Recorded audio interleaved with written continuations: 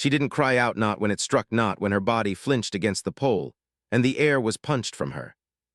Lungs her silence was complete hollow practice, terrifying in its depth, but the crowd screamed for her. Womb waster, she denied the cause, the words slammed into her harder than the stones, each syllable a condemnation fired from behind sneering lips. The insults poured over her like boiling oil, thick and relentless, curdling in the air, as the wind funneled their fury through the narrow alleys of the sector. It was the same every day, until it wasn't. Riva hung from rusted iron chains bolted into the post that loomed in the center of the human quarter she had been there for days, her arms stretched above her, bound tight, wrists swollen around steel cuffs that tore at her skin. Whenever she shifted, her ankles were shackled too, though she lacked the strength to move much at all now. Flies clung lazily to the wounds on her legs, feeding off old blood and dying skin. Her head drooped forward, tangled strands of red hair sticking to her bruised face. She had once kept that hair braided, a symbol of her lineage of quiet pride. Now it hung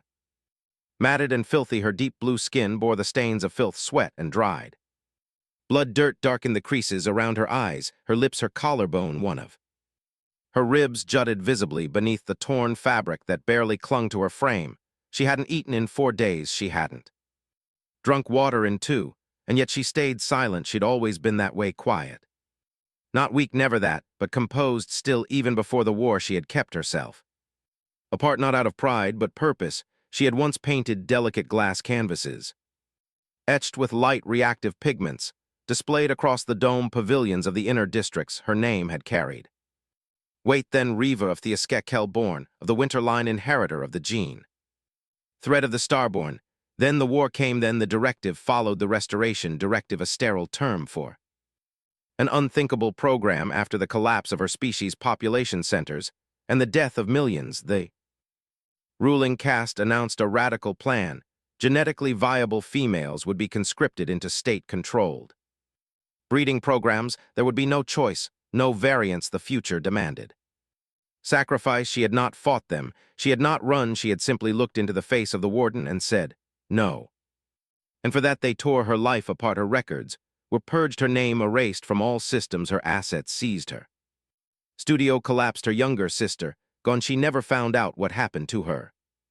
They stripped her of her status and dumped her body here in the human sector, chained like a feral beast to the display post. A warning, she had denied the cause, and so they made her a spectacle every morning. Since people came, some were human, some not, but all looked. Some threw garbage, others spat. A few children had learned to aim their pebbles well. It was a game. Hit the blue witch score, a point. She didn't flinch anymore. Her body had grown used to the pain, her soul had not, but she kept it buried, hidden behind violet eyes dulled by hunger, thirst, and quiet humiliation. The worst were the women.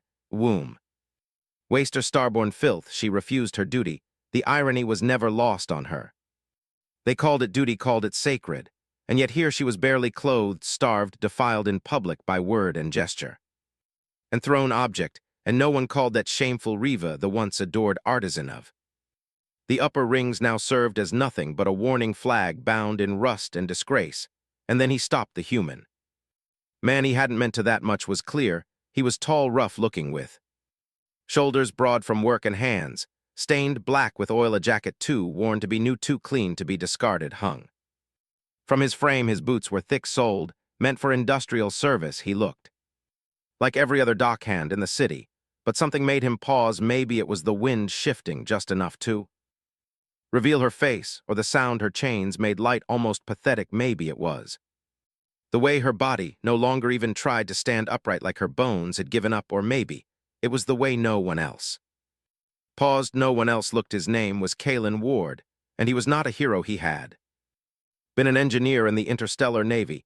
He'd fixed machines that dropped bombs on entire settlements, things that glowed hot and silenced screams a continent away. He had built weapons, calibrated them, sent them to war. He never knew the names of the people on the other end. After the armistice, he ran, or more precisely, he buried himself in rust and work and silence. But this woman, this scene felt like something he had seen before, and it felt wrong. He stepped off the street. The crowd didn't care. They barely noticed. A few sneered. One man nudged his companion and laughed. Kalen walked forward slowly, his boots echoed against the metal plating beneath him. She didn't look up, not at first up. Close, she looked even worse. Her skin was cracking at the edges of her mouth. Blood had dried in black lines down her thighs. Her shoulders were scraped raw where the chains had dug in, but what struck him hardest was the stillness. She wasn't unconscious, she was waiting for death.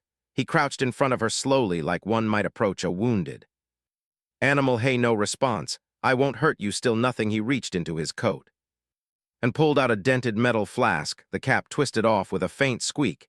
He raised it toward her lips. She didn't move, but her breath caught. He saw it, just a twitch in the corner of her mouth, her cracked lips parted slightly. He held the flask steady. She drank a small sip, then another. Her throat convulsed as the water slid down, and her entire body trembled. A single tear broke from the corner of one violet eye, unnoticed by her, but not by him. Kalen swallowed. He didn't speak again. He just stood, and that's when he saw the cuffs, thick, heavy, corroded, stat-issued military precision. The kind of tech meant to hold people far stronger than she. The plaque behind her was written in a language he couldn't read. He didn't need to. It screamed the truth in rust blood and neglect. She wasn't a criminal, she was a statement. He looked around. No guards, no patrols, just people walking by. Like this was another billboard. He drew in a breath, then opened the satchel at his belt. Inside was the same tool kit he'd used to patch carrier holes mid-orbit. He rolled it out with a flick of his wrist. Micro cutter, heat torch, spike, clamp. Why are you doing this?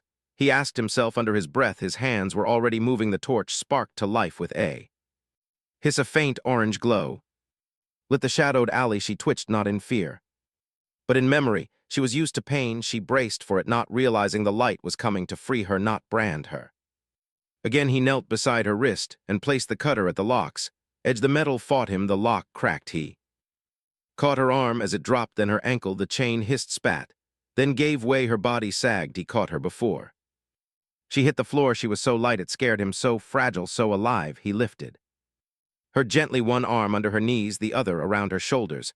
Her head lulled against his chest. Her breath was ragged but present. People watched, some turned away. No one stopped him. Kalen Ward looked down at the broken girl in his arms and made a decision, not with fire, not with anger, but with quiet finality. You're not alone anymore, he whispered, and he carried her away. The door hissed shut behind them. It was an old door manual, warped slightly at the frame from too many years of grit and temperature shifts, but it still locked. Kalen turned the bolt with a satisfying click and stood there a moment, listening to the quiet hum of the ventilation unit overhead.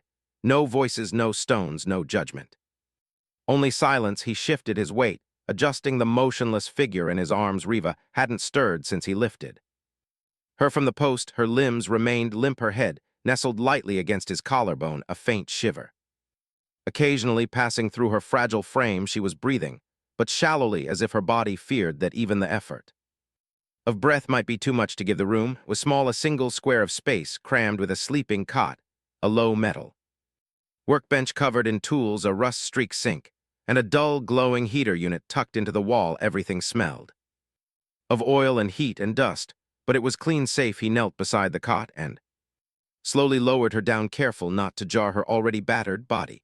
She didn't react. Her hands lay open on the thin blanket, blue fingers slack and bruised, the cuffs having left deep welts at the wrists. Her ankles were worse, swollen and scabbed, the skin torn raw from rusted metal.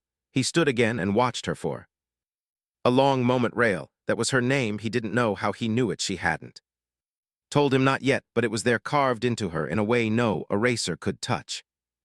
A name strong enough to survive being stripped from official records, burned off ID tags, and spat on by strangers. She wasn't just a victim, that much was clear to him now, and yet lying there she barely looked alive. Kalen moved to the sink, turning on the tap until lukewarm water trickled out. He soaked a cloth, wrung it out, and returned to her side.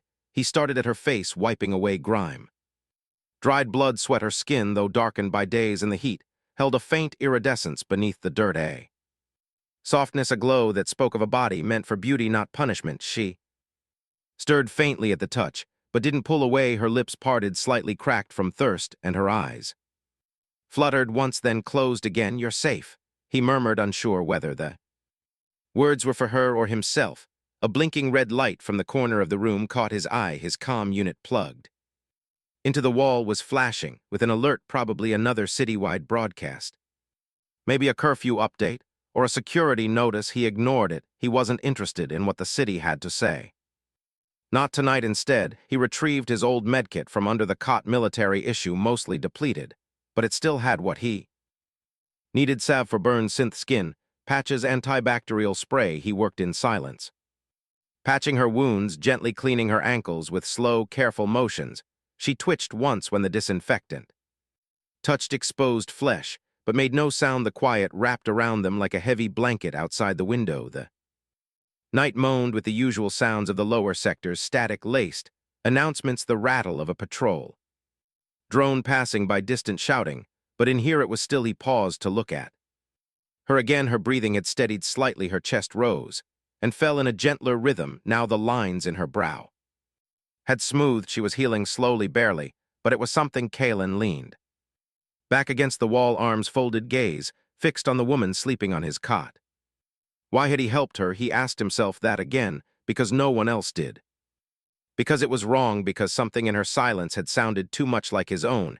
He didn't know, but he remembered too clearly. The last city he'd served in during the war, remembered the orders, the silence in the radio before the buildings fell, the screams, the heat. He remembered standing in a hallway of steel eyes, locked on a reflection in a polished panel, unable to recognize the man looking back. And now here he was breaking an unspoken rule by helping a nullus alien woman, a genetically valuable fugitive, condemned for disobedience. By now there were probably warrants posted, drones, rerouted, officials informed, but none of that felt real. Only she did, and she was here on his cot, in his room, in his world now. He stayed up through the night. At some point she stirred again. A faint sound escaped her lips, something between a gasp and a whimper. Kane moved to her side, not touching, just watching. Her eyes opened, barely a single sliver of violet met his gaze, uncertain, unfocused, her voice dry as sand cracked through the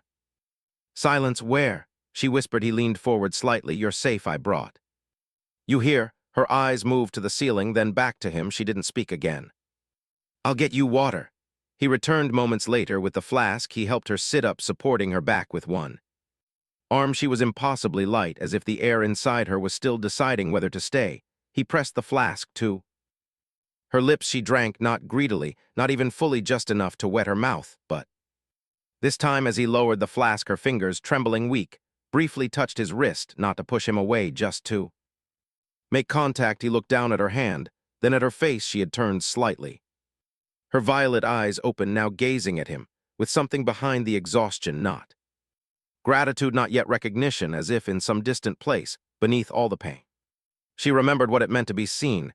Kalen felt something tighten in his chest. He didn't speak, didn't reach for her again, just stood and returned the flask to the sink. Later, he slid down against the wall beside the cot. He closed his eyes, resting without sleep. The night dragged on. At some point, the announcement system outside the window kicked to life, harsh and cold and bureaucratic. A monotone voice echoed through the district. Reminder: all citizens are expected to report suspected null-class fugitives harboring genetic defectors is punishable under directive law.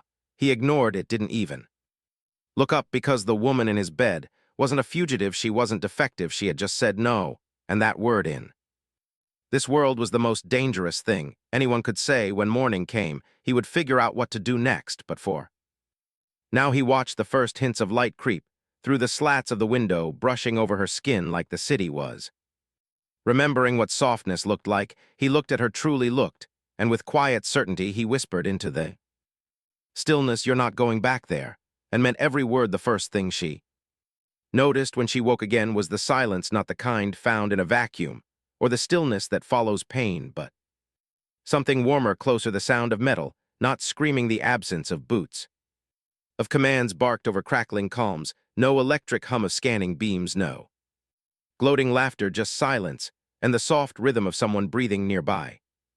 Rael opened her eyes slowly. The light leaking through the slats of the window was dim and golden, filtered through city dust and grime, casting patterns on the floor. She blinked into the quiet, her vision adjusting to the gentle blur of morning. For a moment she didn't move, just listened, Then she turned her head. Kalen sat on a low stool beside the workbench.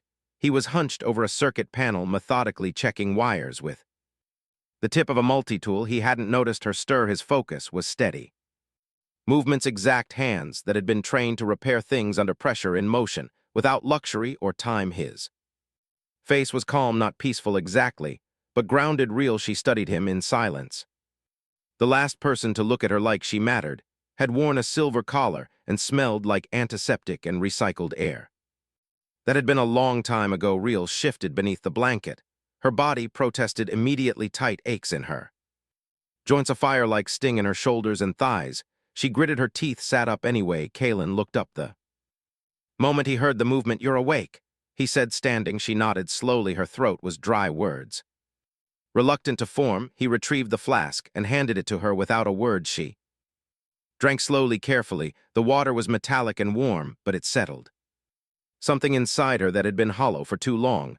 When she handed the flask back, their fingers brushed. She didn't pull away, neither did he. "How do you feel?" he asked. Riva considered the question. Her body still hurt, her mind still spun, but the air didn't carry the scent of rot and fear, and the chains were gone. "Lighter," she whispered. It wasn't quite true, but it was close enough. He nodded once and moved to the corner of the room, returning with a ration packet. He set it on the crate beside her cot. "Not much, but it'll help." She took it, unwrapped it carefully, and studied the contents before taking a bite. The texture was strange, dense, and bitter, but she didn't complain. Hunger softened the taste. Kane leaned against the wall, arms crossed loosely over his chest. They sat in silence for a while. Not tense, just still. "I used to work with light," she said suddenly without looking at him. He raised an eyebrow. "Glass, pigment, reactive polymers. I used to blend color into light structures, art." Some called it. Her fingers hovered over the ration pack, twitching slightly. "I don't know why I'm telling you this, because you still remember." Kalen said. A small, bitter smile played at the corner of her mouth. "Memories feel like lies when there's no one left to share them." He didn't reply. He knew better than to try and soften a truth that raw. Outside, the city groaned, awake, distant trams, buzzing neon.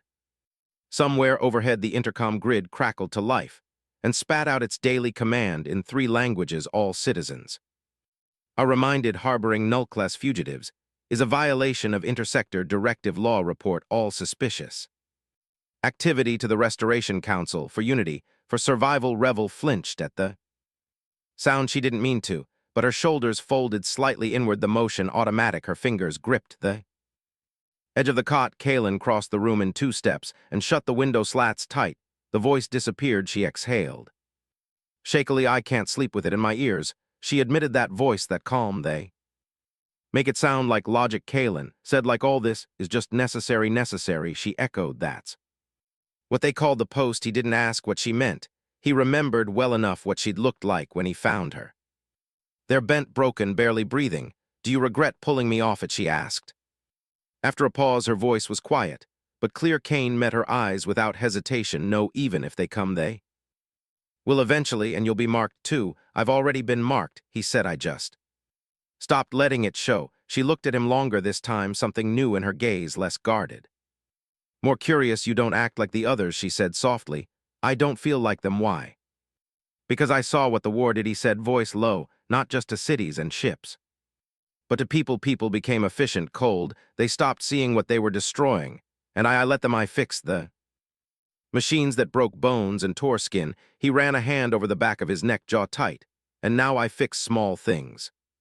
Scrap docking clamps, things that don't scream when they fall apart." Rail looked down at her hands slowly. She flexed her fingers. The color had returned a little, not much, but enough. "I don't know what comes next," she admitted. "You don't have to," he said. Not yet. A long pause. "Do you think it ever really stops the shame?" The silence. He stepped closer, not to crowd her, just to be present. "I don't know," he said, "but I think it gets easier if someone's willing to listen." Riva's breath caught for a moment. She looked like she might speak again, but instead she reached out. Her fingers touched the edge of his sleeve, not gripping, just resting, not for safety, not to plead, just to remember what contact felt like. Kane didn't move. She closed her eyes. Outside, the world kept turning. The banners kept floating. The warnings kept repeating, but In that small, rusted room between one broken person and another, the noise couldn't quite get in, and for the first time in longer than she could measure, Rial allowed herself to lean just slightly toward the warmth beside her.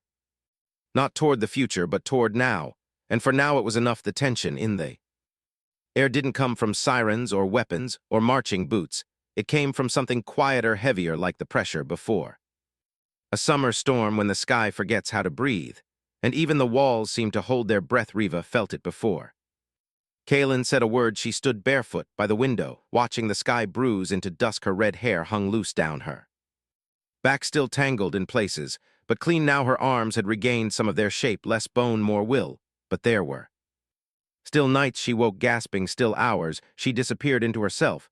This wasn't one of those hours. Something's wrong, she said without turning. Kaelin looked up from the workbench where a data relay unit sparked quietly in his hands. He didn't ask how she knew. They're circling tighter, he replied. The last 2 drone sweeps came within 10 m. That's not patrol, that's search behavior. Rail's jaw clenched, she said.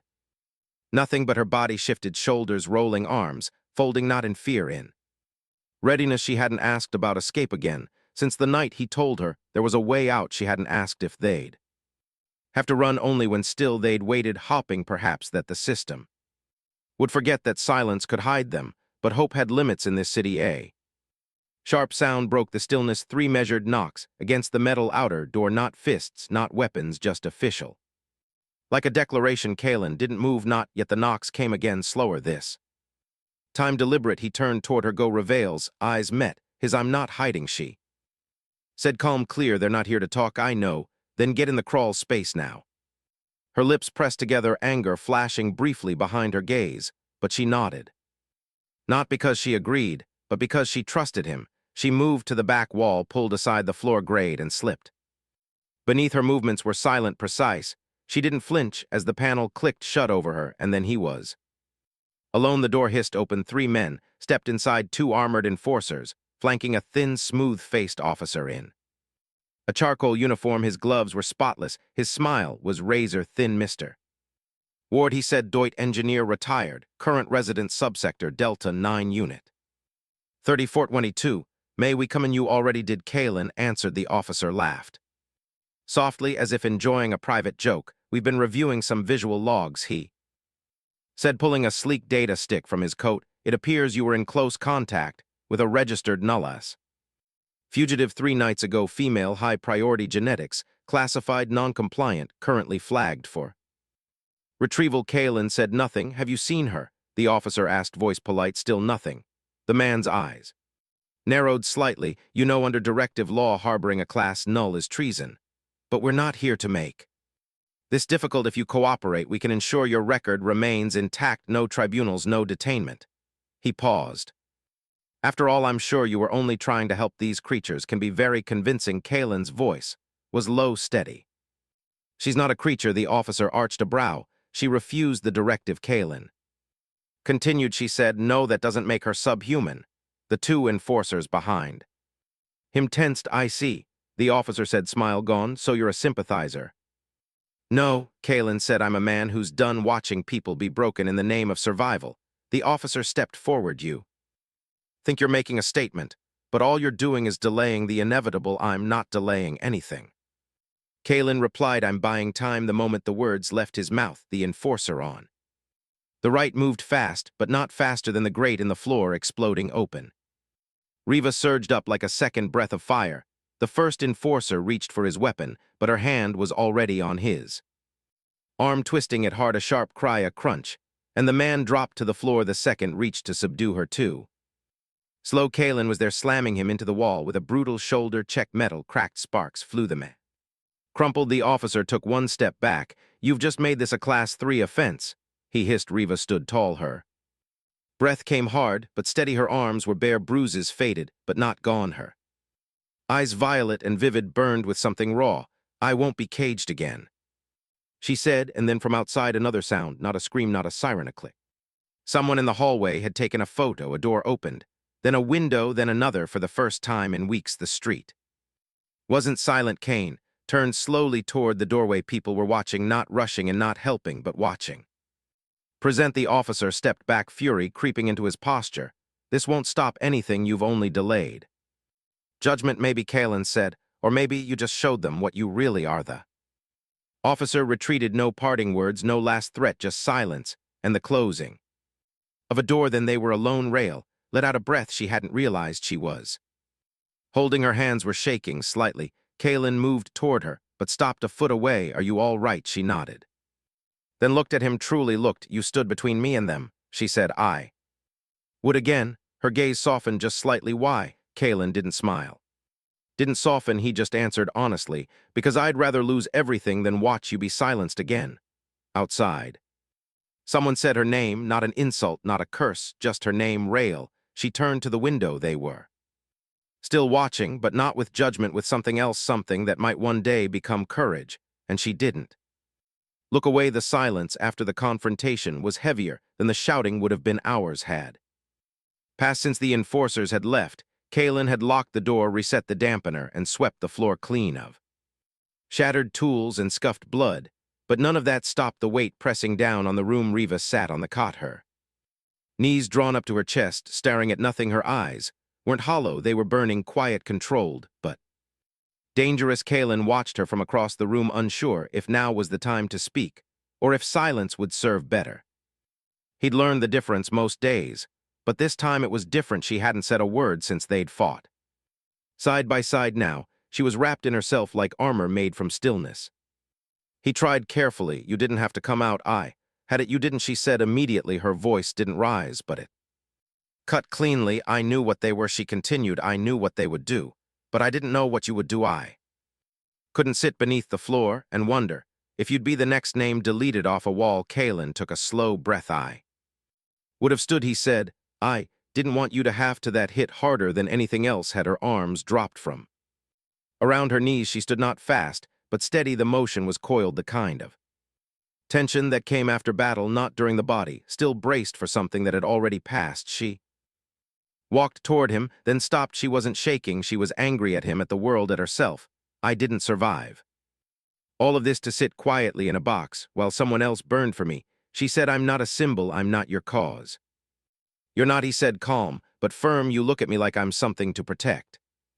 You are. Her voice cracked, then just a little. I don't want to be silenced. She turned away, hands pressed to her face. Kane crossed the room, slowly stopped just behind her, and spoke softly. You don't have to be anything you don't want to. Not for me, not for them, not ever again. Her shoulders sagged. She didn't cry, but her breath hitched like something inside her was giving way, and then she turned and stepped into him. Not stumbled, stepped. She placed her hands on his chest and rested her forehead just under his collarbone. He wrapped his arms around her without a word. She didn't tremble, she didn't fall apart. She simply stayed there in the circle of his body, breathing like she'd forgotten how time passed. The light outside, the slatted window turned red with sunset. The shadow stretched across the wall, softening everything. The heater clicked softly in the background. You scare me, she whispered into his shirt. Kalen stilled. Bio ID chip, pretending the reader was broken. The enforcer glared, but moved on. People had started looking again, not away at each other. It was nothing, and it was everything. Kalen felt it even before they left the district. He saw it in the way his neighbors nodded, brief, unsmiling, but not indifferent. He saw it in the old man who dropped off supplies at his door without a word, in the boy who handed Rail a roll of fabric through the fence and whispered, I liked what you said.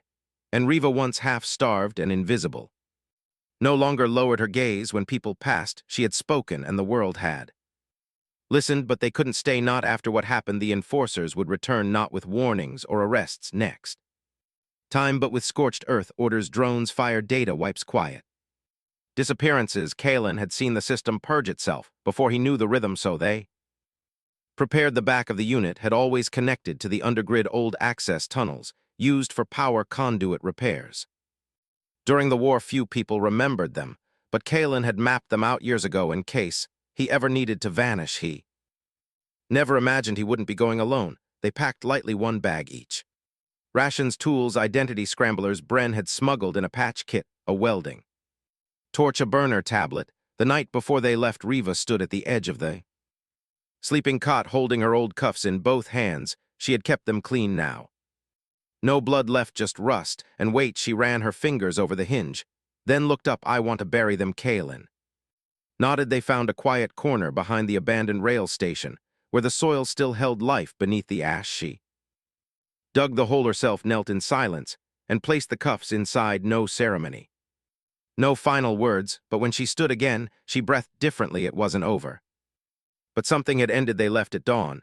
The city's bones stretched long behind them, twisting metal-tangled wires. Forgotten towers half swallowed by vines, the air tasted cleaner out. Past the transit grid, Kalen walked ahead, scanning. For heat signatures, Riva moved behind him with the grace of someone who had reclaimed her body from pain hours. Past the tunnels widened, the air grew thinner. They climbed toward the edge of the district line where the colonies.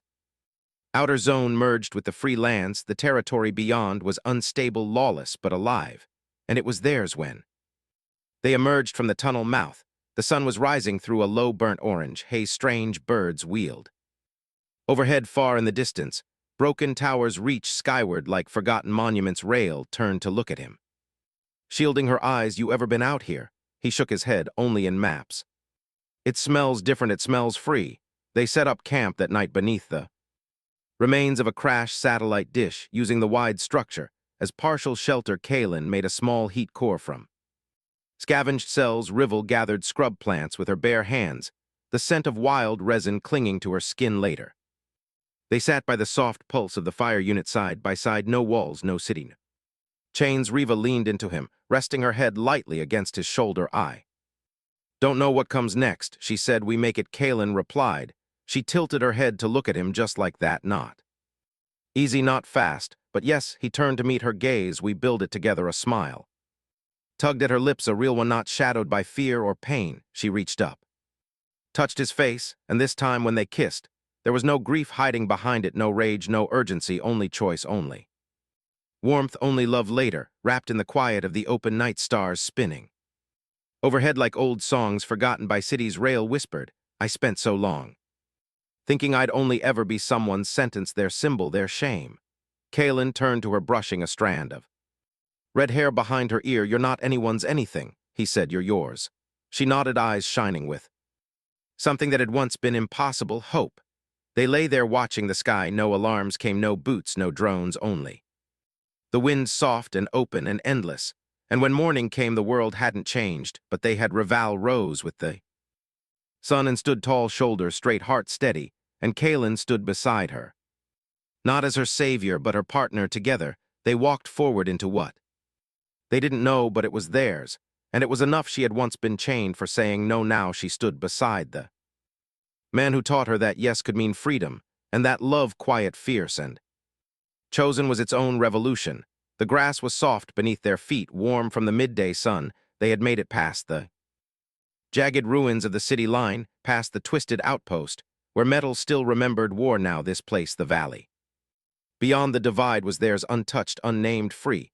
A stream ran down from the ridge, cold and clean, and a wide-bellied tree leaned over the edge of the water, offering shade. Without walls, no patrols, no watchers, just bird song, the whisper of wind through tall grass, and a freedom that didn't need to be explained. Rivel stood barefoot in the shallow stream, long red hair lifted by the breeze. She wore one of Kalen's old shirts, two wide sleeves, rolled fabric, soft from years of wash, but it clung to her lightly now, shaped by the sun and the way she moved. She laughed as the water splashed around her legs. It was a sound Kalen would never get tired of hearing. He sat nearby, leaning against the tree sleeves, pushed to his elbows, a smile on his lips that didn't feel foreign anymore. He watched her, not as someone watching a miracle, but a woman, his heart. You're starring, she said, turning toward him. You're worth starring at. She stepped out of the water, slow, graceful, the sunlight catching her skin. She crossed the grass barefoot, stopping just before him. Her violet eyes were soft now. Unguarded, he reached out a hand, and she came into it, straddling his lap. She sat, their chests pressed together, her arms wrapping around his shoulders. Her forehead rested against his there. Breath synced without trying. I've never been seen like this before, she whispered, not as property, not as proof. Just as me, you're all I see, he said. Her hand touched his jaw, fingers brushing over the stubble at his chin. Say it, she whispered. He smiled softly. I love you.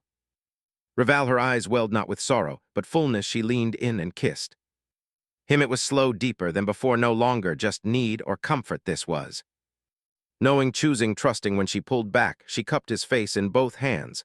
I love you, Kalen, I didn't know I could, but I do.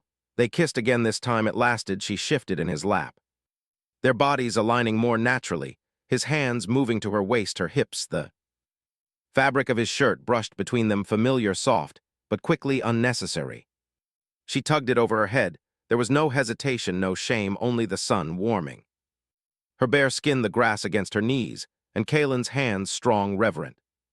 Touching her like she was something holy, he stood lifting her with him and carried her to the shade there on a blanket of moss and sunlight. They lay together, fingers explored not just flesh, but memory, mouths moved with wonder, not hunger. She traced the scars on his chest, with her lips kissed the places that had hardened over years of silence. He whispered her name like a vow again, and again they undressed each other slowly, as if every button and buckle were a lock that only they held the key to. When they finally came together, it wasn't fast, it wasn't wild, it was real. She moved above him like breath, his hands at her waist, her spine arching with every gentle rhythm. The air was filled with quiet gasps, soft moans, shared heartbeats. Time didn't pass, it simply opened. They clung to each other through every rise, every pulse of connection, eyes never breaking, fingers tangled, skins slick with sun and devotion. And when it ended, when their bodies trembled and calmed and fell still, real, curled into his side, her cheek against his chest, listening to the echo of a heart she had once thought would never belong to her. He wrapped both arms around her, and they lay like that until the wind changed again, but this time it wasn't dangering. On the breeze, it was the scent of wild flowers. It was the sound of laughter waiting. It was a future not promised, but chosen together. And as dusk fell, painting the sky in shades of violet and flame, Kalen leaned down, brushed his lips against her temple, and whispered the only words that ever mattered, "You're home." And she smiled, because she always would be the end for now.